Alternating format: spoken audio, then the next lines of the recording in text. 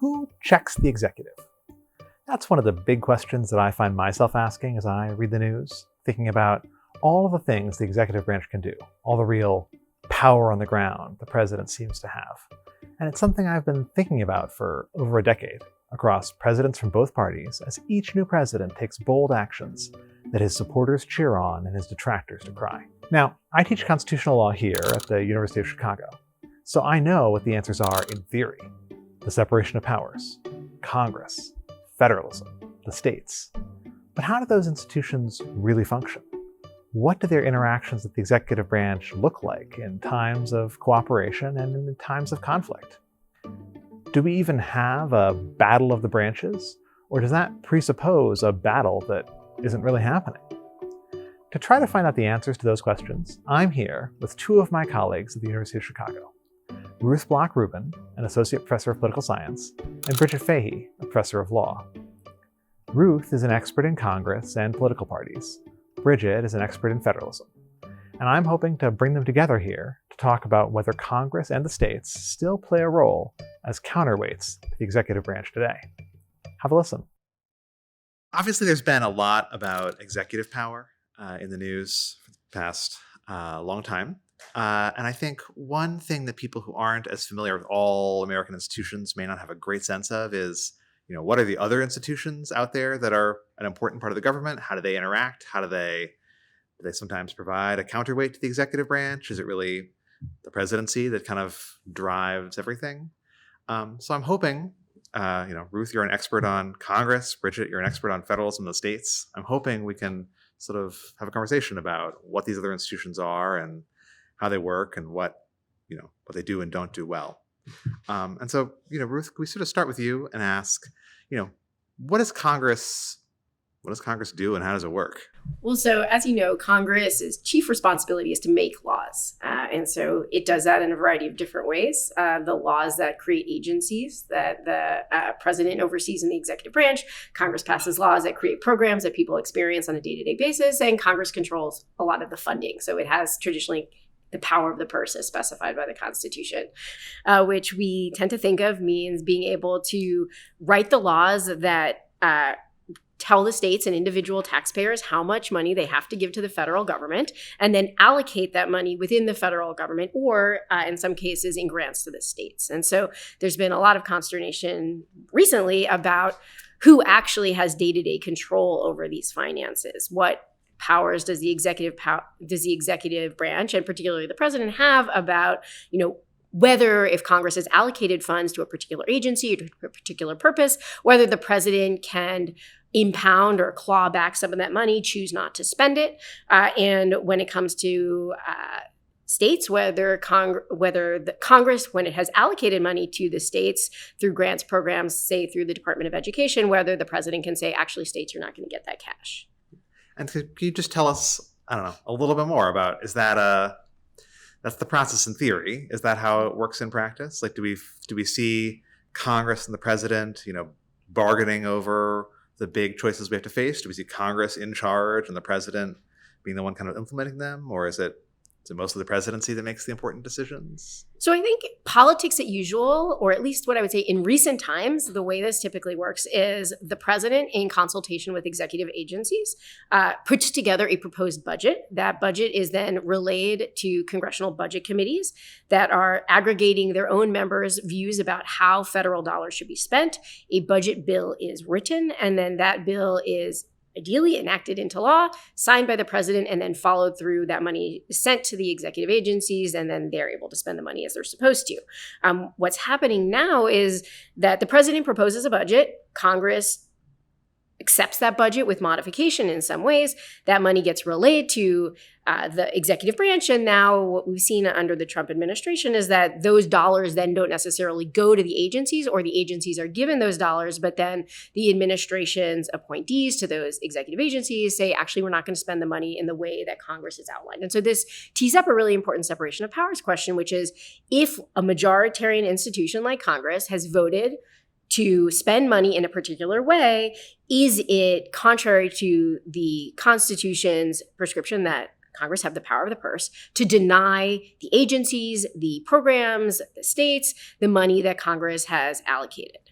Right. So we see this in recent headlines about, can the administration close down USAID or the Department of Education or all these other departments, right, that are created by Congress. Congress decided we should have them. And then if the president decides, he doesn't want to have them either temporarily or permanently, suddenly we have a question about who's in charge, right? Right. And the tricky thing is that Congress does provide for opportunities for the president to say, we're not going to spend money in precisely the way that you, Congress, has dictated. For example, if there's some trouble finding individuals if you have like a grant program, like for grant recipients, if that takes longer, well, you don't have to spend that money. Congress isn't interested in waste. And so there is wiggle room that the executive is granted by Congress. I think that the question we have today is whether these what have been called impoundments are truly impoundments, which I think there's a good case that they are, versus the sort of more typical story, which is that oftentimes some federal monies allocated by Congress to the executive branch are not spent on the timeline or exactly in the same way as Congress had specified, because the facts on the ground don't always match up with what Congress envisioned some time ago. I think one of the realities, as the founders understood at the beginning of American democracy, was that Congress was going to be imperfect at perfectly anticipating the problems that the Republic was going to face. And so they granted a lot of discretion to the president and the executive branch more generally to sort of think about how those dollars would be spent on a sort of micro basis. Yes. So Bridget, what about the states? So how do they fit into this picture? Sometimes when I read the news, when I talk to people who read the news, you get the impression that all the important institutions of American government are in Washington, D.C., and that's, Congress and the president fight about things, and occasionally in June, the Supreme Court steps in and tells them one of them is right and one of them is wrong. They're missing something? Yes, they're missing something major. So, we all know about the states. There are 50 of them. We know their names. We know where they are. We visit them on vacation, do road trips, love to go to national parks. I think people, as you point out, know a little bit less about the legal structures that distribute power between the federal government and the states. So the Constitution, and this is all like simplification, obviously, but the Constitution is a document of enumerated powers. And when we say that, what we mean is the federal government has powers granted to it by that document. I don't mean to say that we have to fastidiously read every word and period to know exactly what the text says. Some interpreters of the Constitution think that. But whatever interpretive method we use, what we're looking at in the Constitution when we're trying to decide what powers the federal government has the Constitution granted that power in a kind of affirmative way to the federal government? All the other powers of government generally are reserved to the states. And this is kind of operationalized by the 10th Amendment, which says all powers not delegated to the federal government are reserved to the states or to the people, which is a part of the 10th Amendment that sometimes is easy to overlook, and we can have interesting conversations. My students who took my con law exam in the spring and were asked the question, what does "or to the people" mean, might have many thoughts or traumas related to that clause.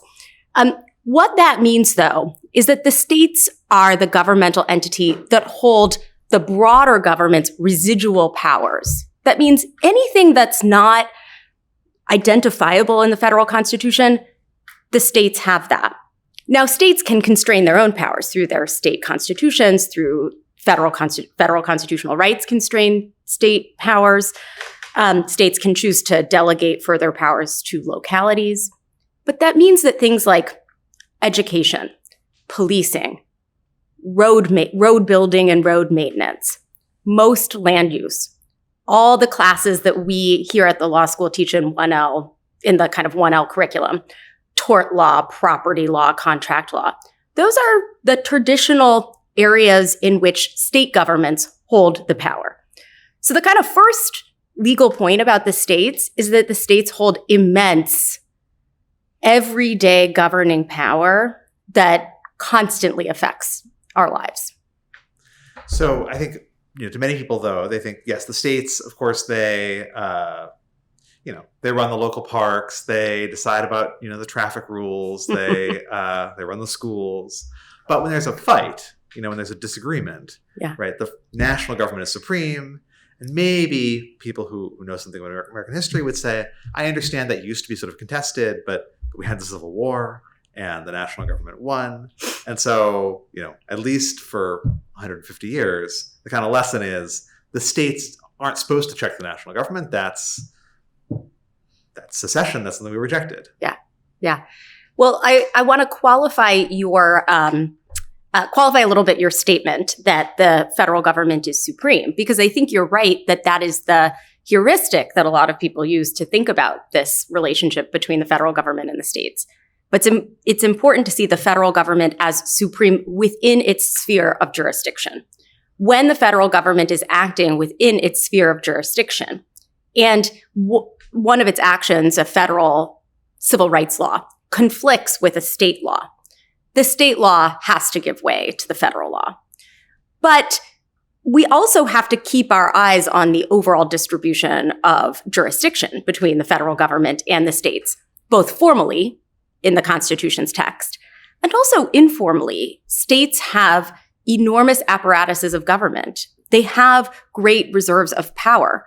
For example, people just generally have a lot more trust and faith in their local governments than they do in their state governments, and in their state governments than they do in the federal government. So these very worrying approval numbers we see about Congress, which I know Ruth could probably give us better than I can. It's not the case that people always think that their mayor or their city council or their governor is doing, the perfect job.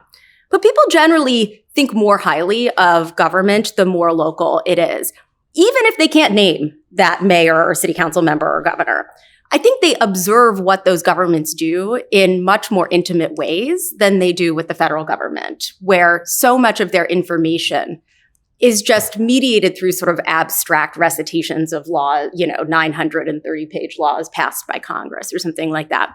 So that kind of trust that local governments build up with their constituents is also a great source of power, kind of an informal source of power, but a source of power nevertheless that acts as a kind of check against the federal government, even in ways that we may not be able to see if we were just reading a federal statute.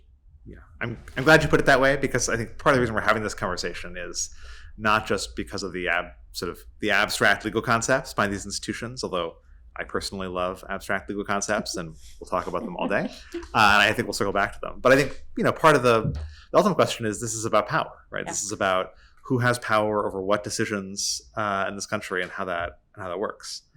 So I guess there are several different kind of cuts or angles I'd like to kind of get both of your thoughts about this, and about how to think about how all these things work together. Because again, I think there are a lot of moving parts. But I wonder if the place to start is with another source of power we haven't quite talked about yet, which are political parties, right? So when you think about Congress and the president and the news, there's one kind of way of thinking about them that people associate with James Madison as the founders, that we were going to set up these two different branches of power, Congress and the president, and each of them would kind of check the other, right? The president would make sure that Congress didn't go off in some direction and take too much power to itself, but Congress was there to make sure the president didn't become a mad king, and then the courts are there to make sure all of them stay in their lanes. It seems like political parties complicate this story more than a little. I don't know, Ruth, what do you think? Surely. I think it's harder to know precisely how. So I want to take one step back and say, there are a variety of ways we can think about what political parties are in the first place. And so we might think about political parties as just aggregating people's preferences in their heads and sort of creating two separate ideologies. And so this is sort of, the ideas in folks' heads, and there's not a lot of organizational apparatus beyond that. And that's certainly one way that scholars of political behavior have thought about partisan identities in particular. It's also the case that folks who are critical of political parties today often argue that they don't amount to much beyond sort of organizing ideas in people's heads. They're hollowed out, if you will. There's not a lot of organizational apparatus, as we saw, back in the day with machine politics. And there's arguments that we should return to that kind of model. But if we put that conversation aside and we say, look, political parties are both the kinds of ways that citizens interact and think about the political world, and ways that they come together and identify candidates, and then how those candidates, if elected to office, behave together. Then the way that political parties are going to interact in the separation of power system, both among the federal branches of government and then with the states, creates some really complex and I think interesting dynamics. And so at least at the federal government, I'll leave it to Bridget to talk about the states, is that, we tend to think about political parties as when there's opposition between political parties that maps on to the different branches. So say Congress has majorities of one party and the president is held or is identified or runs under the banner of the other party, that this should reinforce the kinds of clashes, battle of the branches that we tend to think maintains that separation of power. So even though they're sharing responsibilities, they're going to jealously guard their authority, and this creates, a safety network against the possibility of, monarchy, dictatorship. The problem is that if the same party has a friend in the White House and majorities in Congress, that those allegiances might complicate the kinds of institutional allegiances that the framers imagined lawmakers and presidents would have. Here, the courts are more confusing because we're not really supposed to pretend that or act as if they're partisans. And, you guys know better than me whether that's true or not. I'll, leave to whether they're politicians in black robes to another conversation, right? But at least as goes with the legislature and the executive branch, we tend to think that under periods of unified government, there's a risk of consolidating power in maybe one branch. It's not obvious that it would be the presidency versus Congress here, right? Because you might imagine that a friendly president would delegate power to Congress or cede and fall behind. And I think at different moments in American history, there was a concern that actually Congress is king for this reason. Whereas when we have sort of deeply divided, polarized parties and opposing partisan allegiances, say Congress is controlled by one party and the presidency the other, right? We're going to get those sort of thick interinstitutional battles that we think are a safeguard. And so those are sort of the moments where we often worry that partisan loyalties are getting in the way of the kinds of collaboration that is necessary in our system to do anything, right? In order to make law, Congress has to pass legislation and it has to be signed by the presidency or by the president. And so if there's sort of biases or hostilities there, then you're just going to be picking fights and rendering both institutions less capable. Right. I feel like, in times when Congress and the president are all controlled by the same party, you hear, well, Congress is useless. They just do whatever the president wants. And at times where Congress and the president are controlled by different parties, you hear, well, Congress is useless. all they do, they'll never cooperate with anything the president wants. They won't get anything done. Right. And that's the kind of model. Yes. And so I think, Congress is always ripe for criticism. And so I think this is one reason why we think that. I think what's interesting is that recent studies have actually pointed to the fact that thinking about the parties as cohesive teams warring with each other actually misses a lot of intra-party fighting that can limit the power of these partisan allegiances from sort of blowing up the separation of powers, if you will. So one reason why legislation fails is actually more likely to be because of majority party infighting than it is because of inter-party conflict. And so even if you're a, say, Republican president with Republican majorities, your own party's disagreements may be a better check on your exercise of power than, say, having a Democratic majority, or even just, the sort of institutional differences between Congress and the executive. And does that really happen? Do we see other examples where we see, something that one party wants to do that doesn't happen because there's a... Yeah. So, there are a variety of different ways you can measure this. One is, legislation that the president proposes. How much does it change, right? What kind of deals have to be made to cobble together a majority? How long does it take? So we saw this with the one big, beautiful bill that was subsequently called an act, right? Where the legislation as devised by party leaders had to be modified in order to cinch that tight coalition together and, squeak it through the House and ensure that it was able to avoid having to go through the sort of standard Senate procedure, but rather be able to use the reconciliation process and thus not be susceptible to filibuster. So all of that required keeping Republicans together. And as we saw, there was a lot of opportunities for individual Republican senators and members to try and get what they wanted. And if everyone is on the same team in the sort of classic model of unified parties marching in lockstep, then, that should have been an easy deal to strike. And as it turned out, it took a lot longer. We saw that in a previous administration if you think about the Build Back Better bill, which did founder, even though you had a Democratic Congress and a Democratic president proposing it, it was disagreements within the Democratic Party that made it a lot harder to pass that legislation. And a much smaller Inflation Reduction Act was passed as a result of that. So I think we do see these sort of inter-party fights really debilitating presidential ambitions or congressional leaders' ambitions. Maybe we need more of that. That's great. And then, Bridget, do the parties affect the way we think about federalism in the states too? Do we see the same problems, solutions? What do you think? Yeah, so there is a classic kind of idea that the states would do the thing that Ruth described Congress doing, which is to kind of paraphrase Federalist 51, let ambition counteract ambition. Like the idea is that you create institutions of government and you populate them with the kind of people who want to be politicians. And those people jealously guard their own power. And so you can have a system in which not everybody is in every case working for the kind of public good, but you get a public good, which is a kind of competition over power that ends up sort of diffusing and dividing it. And the thought was states will want to do this. You do see in some ways a similar story to the one that Ruth was describing in the kind of modern world, which is red states really like to have the federal government controlled by red. And when it is, they're kind of happy to play ball, including in ways that surrender state prerogatives. It's exactly the same with blue states. When the president or Congress is blue states like to collaborate, coordinate, even you could say maybe collude with the federal government in ways that circumvent the kind of idealized constitutional design. So we're not always going to see 50-state competition for state authority or state prerogatives against the federal government. What's different about the kind of different dynamic with the states is that because there are 50 states, we get much more pluralism.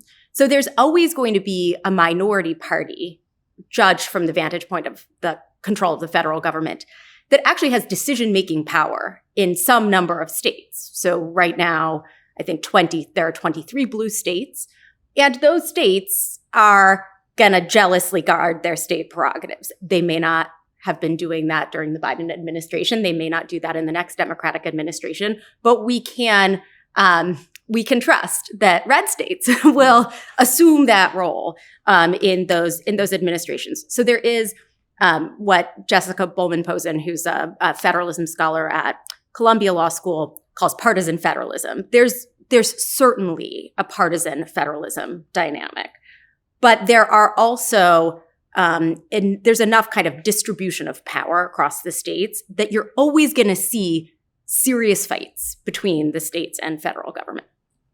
Right. I guess one way to think about that is, in modern memory, California is always a blue state. Texas is always a red state. They're both big states that do a lot of things. So even when Congress and the president are controlled by one party, there's always some big part of the government in the West or in the South that isn't. Yes. And that's becomes the counterweight. Is that the idea? Absolutely. Yeah. So, and large states like California or like Texas or New York can almost as independents be counterweights to the federal government in many respects.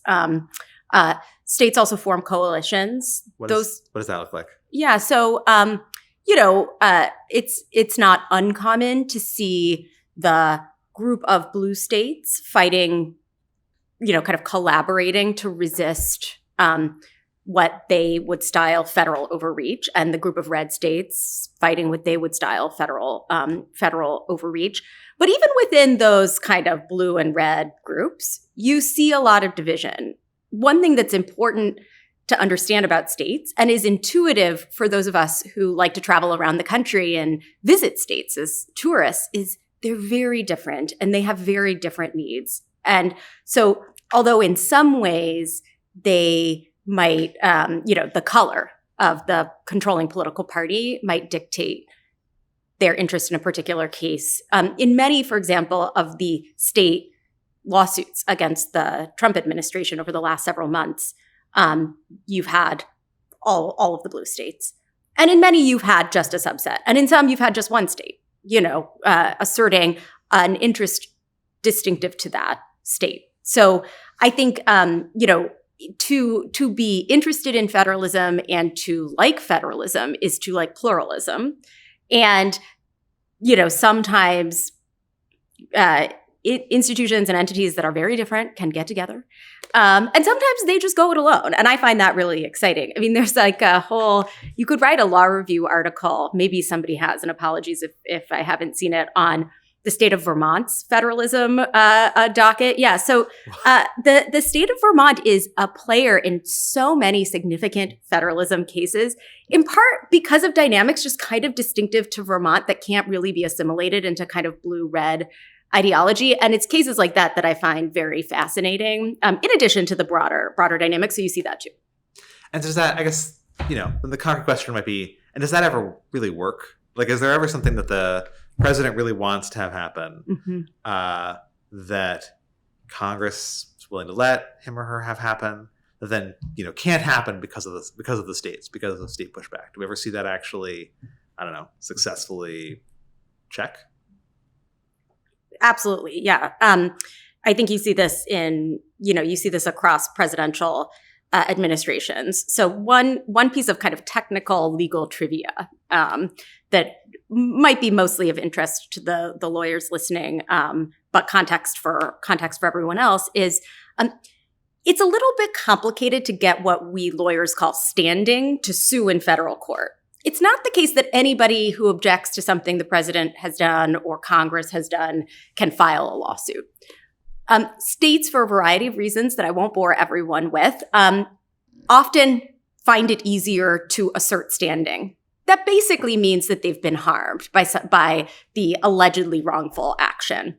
And as a result, states are often at the front line of pressing legal challenges. That doesn't mean they're always going to be successful. But if there is a defect in a law or in an executive order or in an administrative agency's action, a state is a very likely plaintiff to press that lawsuit. Now, states also press legal theories that aren't going to be successful, and states lose too. But states have successfully slowed a lot of the actions of the current administration, sometimes with lawsuits that have, I think, very strong legal arguments, and sometimes with lawsuits that are, much more playing in legal gray areas. But they're being, I think, very strategic litigators right now, and they're able to get in front of federal judges to assess the constitutionality and the consistency of executive actions with statutes in ways that it's hard for individuals to. So again, the courts then come in as a kind of another player in the battle of the branches, I guess.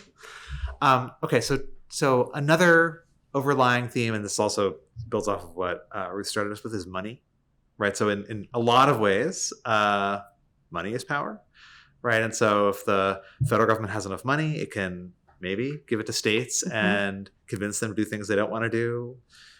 The federal government is changing, rules for when states get money for Medicaid and other programs. So is that something that sort of ultimately pulls power away from the states and puts, does that weaken federalism just because the federal government has all the money? Yeah, great question. So I think that it's important to think about the funding flows from the federal government to the states not as unilateral largesses, gifts from the federal government, but instead as, and I teach contracts, so, a hammer sees a nail, but instead as exchanges, as bargains between the federal government and the states. And I think if we are willing to see, as I think we should, what the states are offering in return in a frame broader than just money, which is true of most contracts.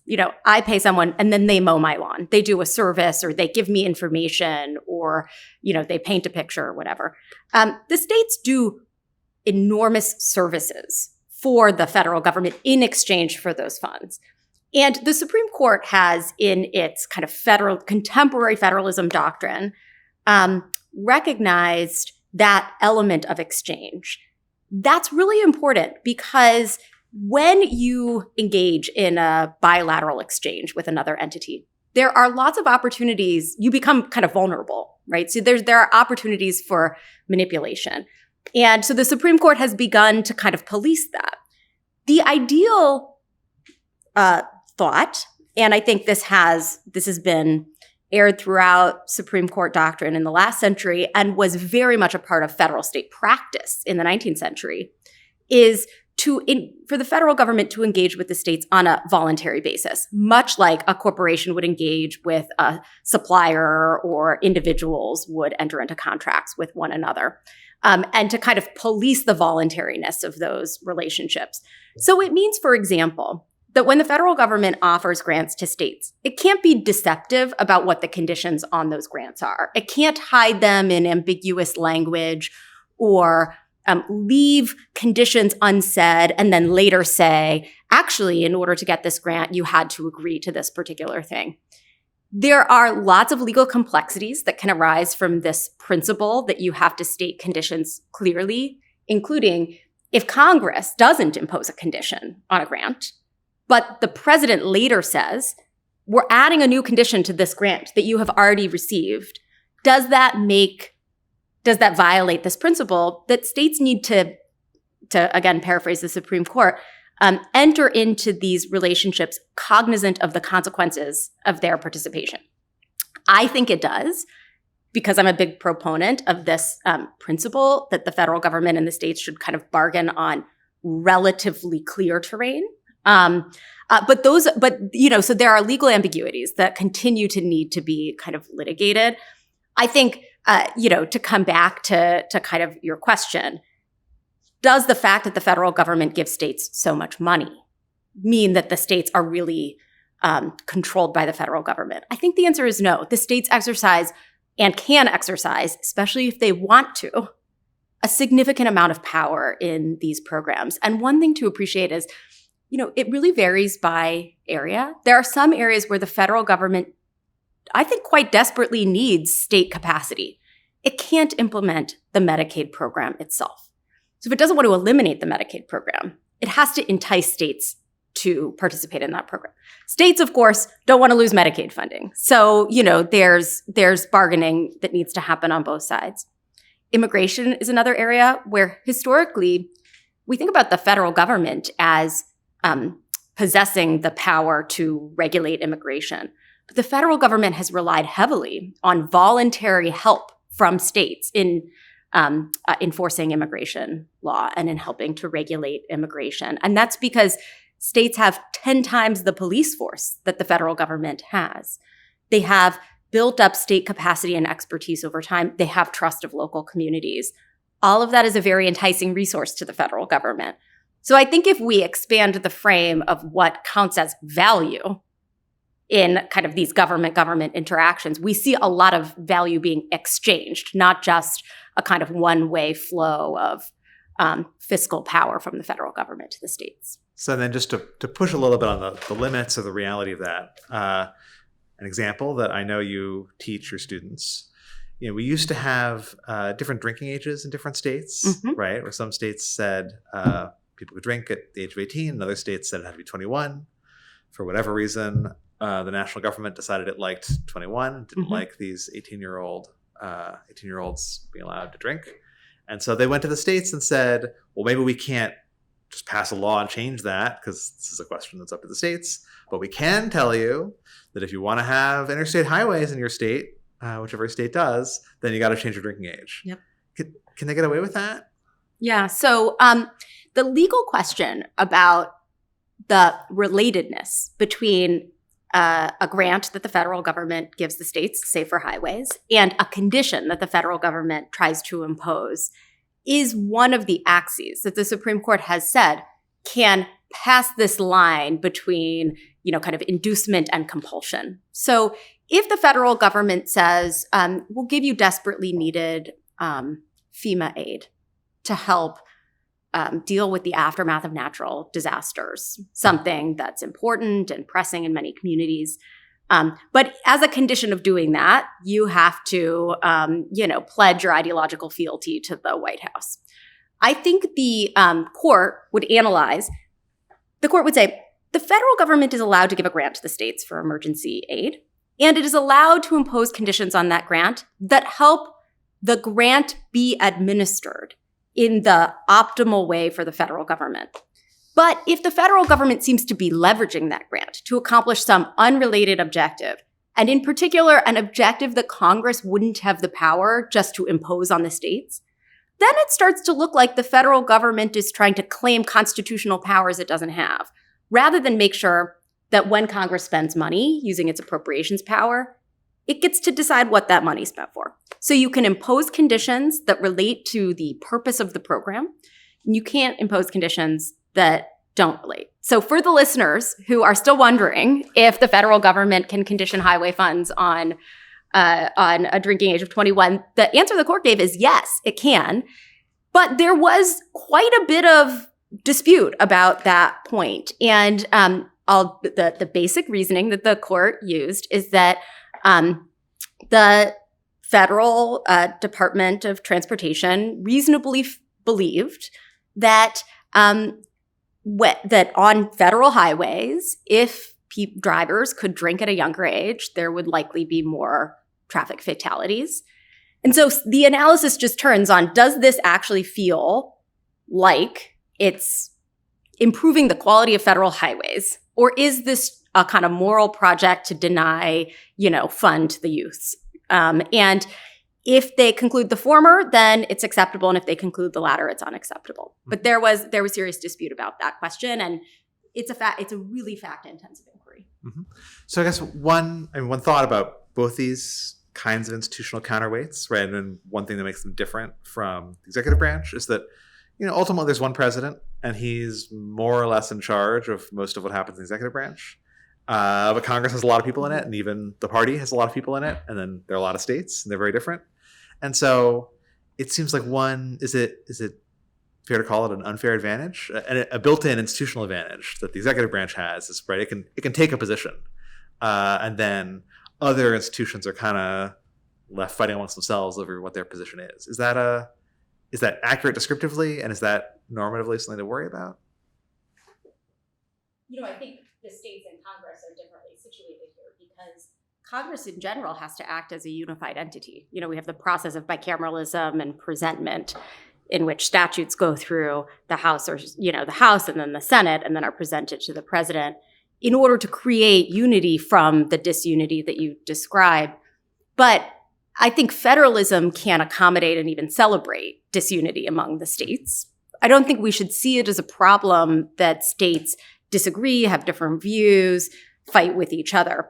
There are also, one thing I haven't highlighted, but, is important and kind of undercovered is even formal legal mechanisms through which states can coordinate with one another by entering into interstate compacts, which are used to resolve lots of difficult jurisdictional problems and create important programs. And they don't get that much attention because they're not always really partisan, and there's not always some, kind of person or entity to resist. Because of that pluralism, though, with respect to the president, I think, sure, it's an advantage that, and constitutional doctrine about the presidency says this. We need one branch of government that can be energetic, that can act with dispatch. Those are the kind of words that the Supreme Court really loves when it describes the president, though, which don't appear in the Constitution, itself. That can be an advantage.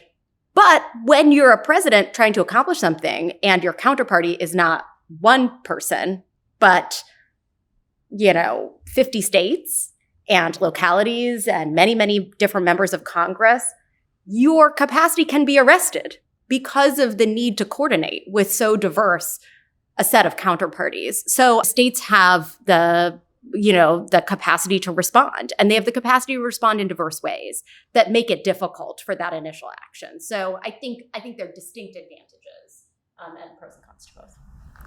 So the conventional view among political scientists is that presidents, because they're this unitary actor, are at a distinct advantage over Congress. Congress is, Ken Shepsley, famous legislative scholar, puts it, is a they, not an it. So it's rife with collective action problems. You're going to have to coalition build. There's all of this procedure that you're going to have to get members to agree to show up to. They're all wanting to go off to their districts or states to, glad hand and raise money and things like this. And so Congress is just going to be slower. It's going to be sclerotic. All of those differences of opinion are going to have to get sorted out. Whereas, the president is one person with one brain that's going to be, able to act with purpose, deliberately, energetically, all of the adjectives that, many Federalists use to describe the president. I think it's worth noting that as a matter of history, this wasn't always viewed as an advantage. So George Mason famously worried about the president and that he wouldn't have this council of advisors, this collective wisdom that Congress aggregates. And so, maybe we should rethink, whether having one person out there having all their thoughts is really the advantage that we've attributed to it. But I also think it's important to appreciate that, Congress isn't unaware of this collective action problem that it routinely faces. And so it's developed institutional solutions to this problem. And so two of them, I think that Congress scholars tend to think of as being most important is one, the committee system. So rather than have, in the Senate, 100 senators have to agree on every piece of legislation and write it together all in the same room. Can you imagine? We all know that group work is hard. If you have 100 senators there, or even, it's a party, 51 senators out there writing one piece of legislation, that'd be madness. That's not how it works. We have committees of smaller groups that write the legislation, that conduct hearings, and then report back to their colleagues. And so this is a way of streamlining the process. It might look messier, right? Because you have all of these little way stations until you get to action, but those are means of sort of solving these collective action problems. Another one we talk about are political parties themselves. You have to build a coalition. You have to get to, 218 votes in the House. Well, a really easy way to do that is if you have 218 members that, subscribe to the same party identity, that wear the same blazer pin, whatever it is, that identifies them as members of the same team. Well, when it's time to vote, what the numbers are, or at least you're come pretty close to knowing what the numbers are. And so that creates efficiencies. So I think we run the risk, as certainly legislative scholars, is overstating the extent to which Congress suffers from collective action problems. And the reason this bites is, again, if we think back to this question inferentially as to whether is Congress not acting because it is unwilling to do something or because it is incapable of it. The fact that maybe those collective action problems aren't as big as we thought means that we might think more that it's about Congress not wanting to do something as opposed to not being able to. So I've sort of relatedly wondered how much of this is a news effect, because the president is one person, or maybe for other reasons, if the executive branch wants to make front page news on any topic, right, it seems like it can do so very easily. Whereas if states or Congress want to take back control of just the conversation, it seems like that's harder for them to do. Am I imagining that? Or is that? I think that's right. Especially historically, Congress didn't have individuals within it who sort of had the same gravitas as the president. Beginning sort of with the Reagan era, it's kind of interesting. Reagan was seen as sort of, the most telegenic president who could be this great orator. It was at that moment in time that Congress started to think, well, wow, we got to have a guy like that. And so Tip O'Neill's really the first speaker to address members of the press regularly in formal addresses or to go on television. And since then, speakers, Senate majority leaders do this all the time, both informally engaging with the press, but then also sort of informal news hour shows. And so there's maybe, to the extent that the president has the bully pulpit, maybe there's great old rivalry there. But I do think, one of the things that's challenging for Congress as an institution is that it's a leaky ship. Right. So there's lots of stories about process, about members fighting with each other, arguing over things that, are important, are trivial. And so it's easy to focus on the extent to which it's a hot mess. Whereas presidents are decisive actors who go out into the Rose Garden, at a podium, and they make announcements and proclamations. And we don't see a lot of the follow through unless there's leaks within an administration about how things aren't going exactly as they thought, or there's backbiting among officials. And so I think if you're just a person reading the news, it's easy to think that Congress is a dysfunctional institution where members can't get together and the president is, a lone actor out there, making politics and policy and law. And, it's hard not to think that that's where the power is. Yeah. And I also think, the president herself can make decisions with dispatch and be energetic. But she runs an enormous enterprise, and disciplining that enterprise is a challenge, and so much policy. I mean, as a federalism scholar, I see this all the time. So much important law and policy is made at the periphery of the federal bureaucracy, and even at the periphery of state bureaucracies. So what you could call line-level bureaucrats are interacting with one another. The people who administer a Medicaid program inside a state and the people who within the Department of Health and Human Services are mapped to that region for the administration of the Medicaid program. They're people who know a lot and care a lot about the Medicaid program. They're in the weeds and details in ways that the Secretary of Health and Human Services and certainly the president and her advisors in the White House are not. That is its own source of power. That's an informational advantage. And I think if you want to make a decision at the top and have it filter down all the way to the periphery, it takes a lot of deliberate effort and energy, and in some respects might not be possible. So that kind of, I think, helps reinforce Congress's power a little bit. The thing that the line-level bureaucrat in the Department of Health and Human Services is looking at, and the line-level bureaucrat inside the state, the Medicaid department is looking at, is not like necessarily the president's executive order. I mean, I'm sure they are aware of this. But they're reading the federal-state agreement that structures the Medicaid program, this kind of document that probably nobody in the White House has ever heard of or read, that's different for every state, that's, in many states are hundreds of pages long, because they're just trying to get instructions for their kind of day-to-day life and routine. And that document itself was negotiated by those agencies in light of the Medicaid statute. And so that is a level of almost like legality in a world where we're thinking about and concerned about the rule of law that I think should provide a degree of reassurance. That doesn't mean that a really motivated president can't override or, re-steer the machine. But it means that in the day-to-day, a lot of what is driving the governance happening between the federal government and the states is the statutes that Congress has passed and the intergovernmental agreements that implement those statutes.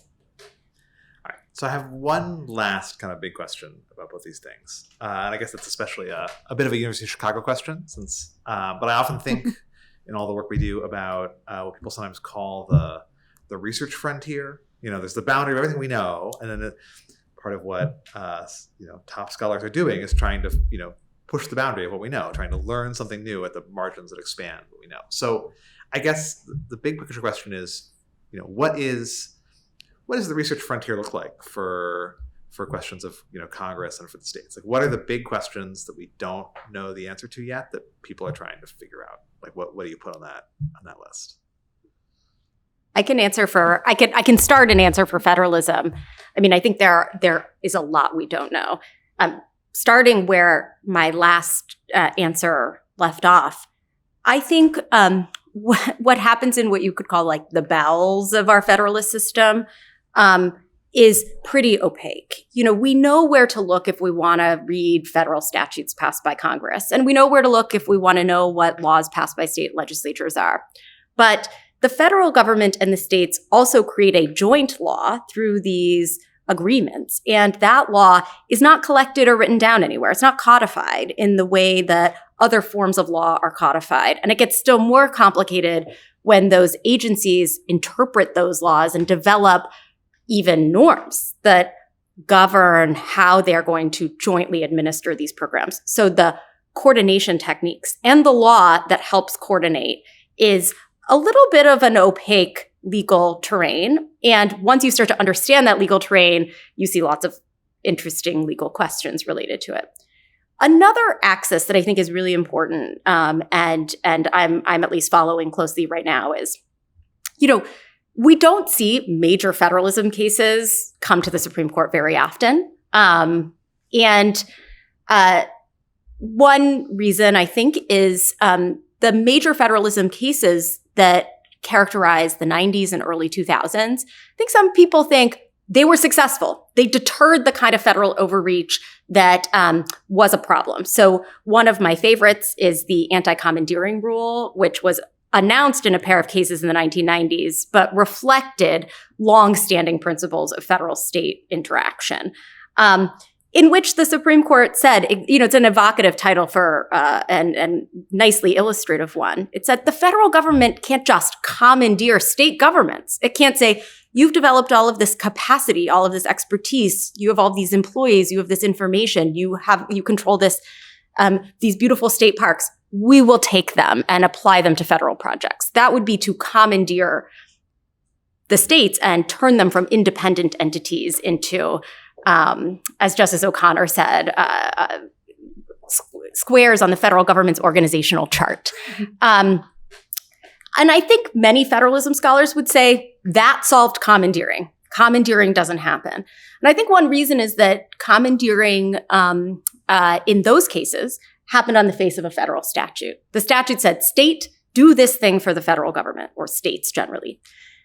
My view is that commandeering in lots of subtle ways and on a spectrum happens all the time inside federal administrative agencies, through executive orders, through other forms of through other legal devices that are less obvious and less apparent on the face of those anti-commandeering cases. So I think we kind of have to keep our guard up a little bit, As I have said, I think states have a lot of power. I think even states don't always recognize what power they have to resist acts of federal overreach or attempts. So I think states need to recognize that. But I also think we scholars need to constantly be alert to the cleverness of the federal government. And, in a system of separated and divided powers, each institution, if ambition is counteracting ambition, is always devising new ways of pressing the boundary. And so we can't rest on our laurels a little bit and assume that an act of federal control or intervention into state governance that looked one way 30 years ago is going to look the same way today. So I think a lot of the kind of academic frontier is identifying what those techniques and strategies are, and then conceptualizing them by pushing helping courts push the doctrine forward a little bit. We can rely on states to be pressing these arguments in litigation, but I think it's distinctly suitable terrain for scholars who can take a kind of panoptic view. States are thinking about that state. They're thinking about how to advance the interests of Illinois or California, and we can be thinking about the kind of system as a whole. Yeah, so I think, when we think about Congress, there's both empirical questions that, it's crazy when you think about it. People have been studying Congress since it started, right? And yet, I think there's still a lot we don't know about how the institution functions today. So there's just very basic questions about, to what extent has procedure evolved, changed? We talked today about we're in an era of unorthodox lawmaking. We don't do things the way we used to. How does that materially change outcomes? Does it, right? Is this just like nostalgia for the old ways, which, sidebar, were not so great at the time. People complained about it then too, right? So is this just sort of recency bias? And so I think for legislative scholars, it's cataloging the ways in which process has changed and identifying the extent to which that alters outcomes, right? Does that change the nature of the bills, delegations of power, discretion, authority to other branches, to states, right? Things like that. We also have questions, I think, about how broad trends play out across time and with each other. So, to wit, we might think polarization. How does polarization change how the legislature functions? Is there a sort of adjustment period and then things start to work the way that they used to, right? Or has polarization dramatically changed the terrain on which lawmakers operate? What do we make of the fact that congressional majorities are slimmer and less secure than they used to be, right? There was this era in the mid 20th century where Democrats controlled big majorities for decades. And so lawmaking looked different than it does today, where you get alternation in power between Republicans and Democrats. How does that change sort of fundamental principles of how we think lawmakers operate? A classic idea is that lawmakers are primarily motivated by re-election.